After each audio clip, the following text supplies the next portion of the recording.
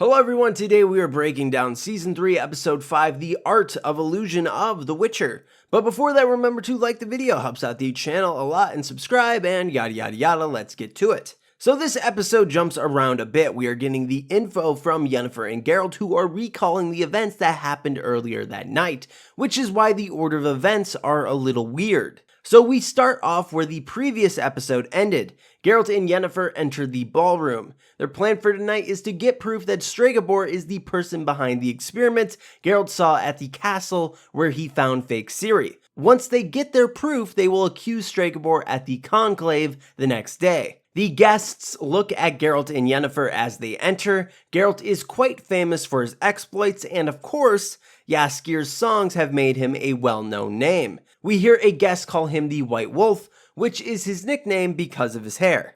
I'm sure we have heard someone use that name before, but I can't remember. Geralt notices the staring as well. He is already sick of this. Geralt hates dances and balls, basically anything that makes him have to dress up. Yennefer gives Geralt the basic rundown of who is who. Most of these people aren't really important, so when they actually interact with Geralt and Yennefer, I'll bring them up. Geralt asks Yen if she expects him to remember all those names. She gives a sarcastic response saying, "I thought you went to OXENFURT." OXENFURT is like a college located in the Redanian Kingdom. We actually go to OXENFURT in the books, but those scenes were cut for the show. Yennefer tells Geralt to behave. She then mentions the last two parties he attended. One was where the two first met, and the djinn almost killed them, and the other was at Sintra, where he claimed the Law of Surprise, and then Ciri became his destiny. Geralt gives a very nonchalant answer, saying those situations were complicated. A perfect Geralt response. Loved it. Sabrina makes her way to Geralt and Yennefer. Yennefer and Sabrina have always had a bit of a rivalry with one another. Sabrina gives Geralt her hand to kiss, he grabs it, and then has a vision. And he is hearing her voice in his head, asking if he would like a taste. So if he wants to bang or not. Geralt pulls his hand away quickly, then he compliments Yennefer's beauty. Sabrina is a little annoyed by this, stating he isn't even lying about it, how dull. All mages can read people's thoughts. It's not brought up a whole lot in the show, but they can. The vision Geralt had of Sabrina was telepathy. She was trying to secretly steal Geralt away from Yennefer, well, at least sleep with him. Geralt goes to get a drink and Yennefer goes to greet Tissaia and Vilgefortz. This is where the order of events start to get messy, so I'm going to go in order of how things happened instead of following what the show did. We are with Yennefer first. Tissaia wants her to patch things up with Stregobor and Artorias during this event. You have to remember those two are Yennefer's biggest haters, and if Yen does want to make a better brotherhood, she will have to mend those fences with those two. Obviously, Tissaia does not know Yennefer's true intentions for the night, because she wants to get info on Stregobor to prove his guilt. We are now with Geralt. He is talking with Philippa. Geralt brings up Jaskir to her and how she's been trying to use him to get to Ciri. Philippa looks slightly annoyed about hearing this. Philippa then talks about how sorry she was to hear about CODRINGHER and Fenn's death. From Geralt's expression, he did not know about this. CODRINGHER and Fenn were killed by Rience earlier this season. Geralt asks Philippa if she thinks Rience's boss is here.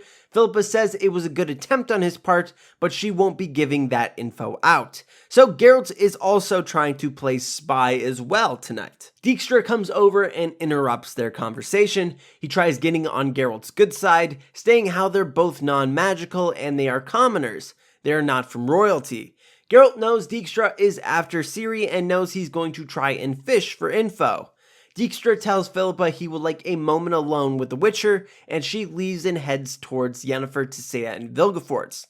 Her and Tissaia used to be really good friends, but something happened between the two that soured their relationship. Philippa wants to talk to Yennefer alone, and the two stroll off. Yennefer figures that she wants to talk about Ciri and shuts that down quickly. Philippa tells her about why Tissaia and her friendship ended. It was right before the Battle of Sodden where Yennefer used fire magic. Philippa told Tissaia not to ally with Vilgefortz and to let the continent deal with Nilfgaard on their own. She then says that the Brotherhood has no place in the future of the continent, and that will be Tissaia's downfall. Yennefer says that will be hers as well then.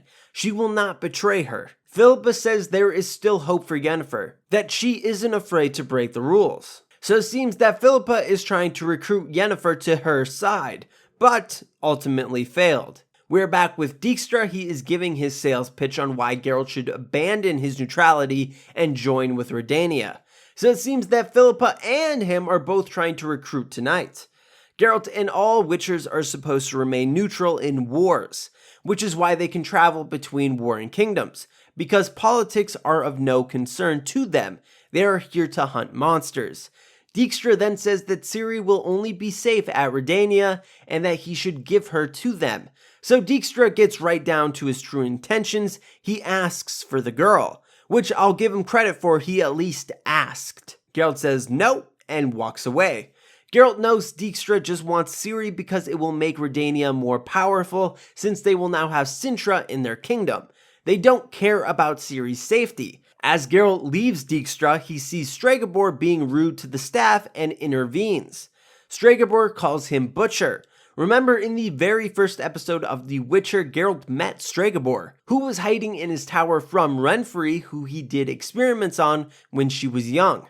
Geralt killed Renfri and her gang because she was willing to slaughter the whole village if Stregobor didn't leave his tower, saving the town, but the town saw him as a villain, and that he did this in cold blood, giving him the nickname Butcher of Blaviken, which is why Stregobor called him that. Geralt threatens him, saying he will pay for what he has done. Stregobor says he is saving the continent, getting rid of monsters not unlike Geralt. So Geralt gets some useful info here. Clearly Stregobor is up to something devious. This supports Yennefer and Geralt's theory. Geralt heads upstairs where he meets Vilgefortz. Vilgefortz wants to talk to the Witcher as well. Vilgefortz says they have a lot in common. They were both orphans, and how the world made them cruel. But when they fell in love, everything changed. Geralt with Yen and Vilgefortz with Tissaia. Vilgefortz then invites Geralt to stay at Aretuza with Yennefer, that Geralt should join their side in the battles to come. He then hints at how Ciri would be safe here as well. So we get to the root of this conversation. He is also trying to get Ciri here and to get Geralt to choose their side. Geralt almost starts laughing because everyone wants him to choose a side and to abandon his neutrality. Geralt says he will continue down his path and react to events when they occur. So his answer is no. Vilgefortz says then he will lose Ciri, that his way is the only way. Geralt leaves him. We are back with Yennefer. She leaves Philippa and starts talking to Istredd. Istredd tells Yennefer about the Book of Monoglyphs and how it is missing. He then says that he and Triss traced the book here and that Stregobor has it, and they need to sneak into his office to get the book before he uses it. This once again reinforces Geralt and Yen's theory, that Stregobor is behind Rience and the abductions, cause Ciri would really be the only person able to use the monoliths, which would be a valid reason why he wants Ciri. Geralt meets up with Yen. She tells him about what Istredd told her, and they need to get Stregobor tonight. The melange is about to begin, which is a big organized dance. A lot of the mages we are familiar with will participate, including Yennefer and Geralt. Geralt ends up with Marti SÖDERGREN during this. Who would like to bet him? He looks rather annoyed. Yen is with Artorias. She asks if she can count on his support tomorrow, and he says she might. So that is some progress in the right direction. Geralt is now with Triss and Yen is with Istredd. Triss looks at Geralt longingly, wishing for something he does not want. She asks about Ciri and Geralt just tells her she is safe. Triss then says, what if someone could take away Ciri's powers? She could then have a normal life. Remember, Triss left Kaer Morhen scared of Ciri last season. I think she thinks Ciri is dangerous. Geralt says that would be up to Ciri and that is her decision to make. Geralt looks over at Yen and Istredd and they are dancing a little too close for his comfort. Geralt and Yennefer are back with each other now. Yen says they have to immobilize Stregobor. Geralt says he will create a distraction so she can slip away.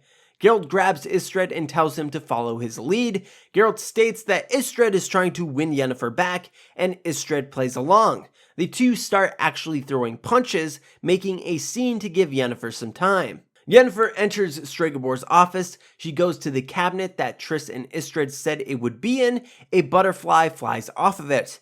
We are back at the ball. Geralt and Istredd are still fighting, and we see that the butterfly lands on Stregobor's shoulder. So the butterfly is like a security measure. He now knows someone is going through his stuff. He heads towards his office. We are back with Yennefer. She is looking through the cabinet. We find some documents listing the students that have elven blood. Remember, Stregobor hates elves and believes they do not belong at Aretuza.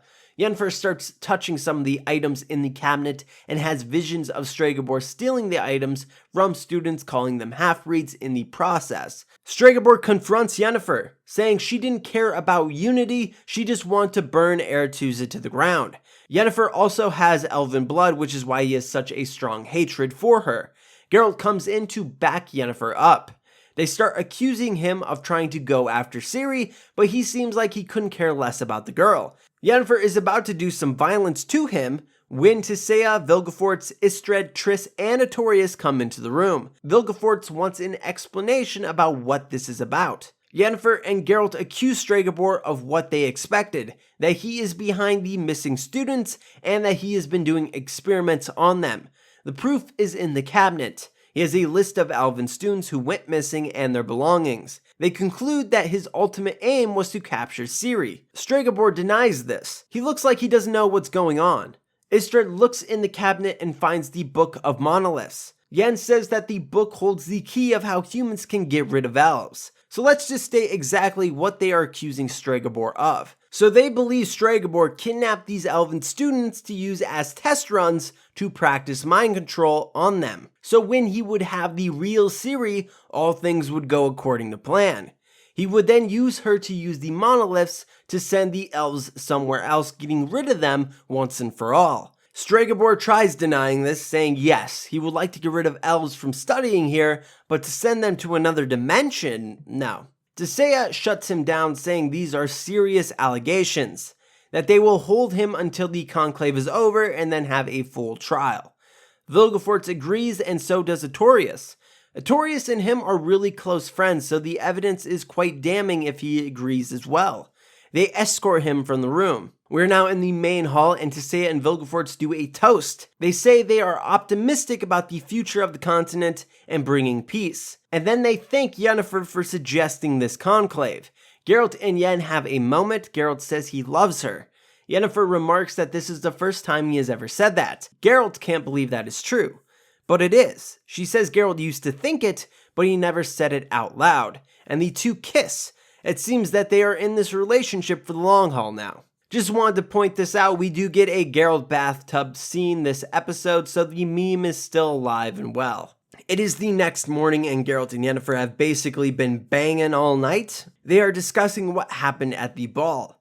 They are both confused about Vilgefortz's intentions. He mentions battles in his conversation with Geralt, but he tells everyone else he wants peace. Yennefer has the bracelet Vilgefortz gave to Tissaia. It is made from scarlet ammonite, which is only found in the mines of West Redania, where Geralt found those girls who were being experimented on. They then start putting the pieces together, that the corrupt portal that Yennefer went through last episode took her to the first landing spot, which is the subject of Vilgefortz's favorite painting.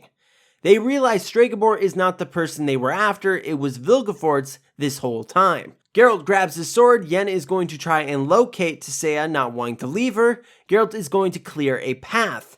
Geralt leaves the room and hears screams. Geralt starts to head towards them, but is stopped by Dijkstra, who has a blade to his throat.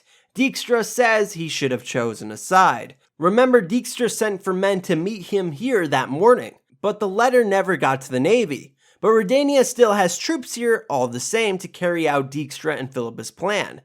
Vilgefortz, now being revealed as the big bad villain, most likely also has a plan here as well, and I'm sure it will be bloody. So crap has hit the fan at Thanet Island, but we will have to wait for the next episode to find out exactly what happens. So what did you think of episode 5 of The Witcher? Leave it down in the comments below, and if you want more Witcher content, please subscribe and like the video. Check out the Twitter link in the description below, and as always, have an awesome day.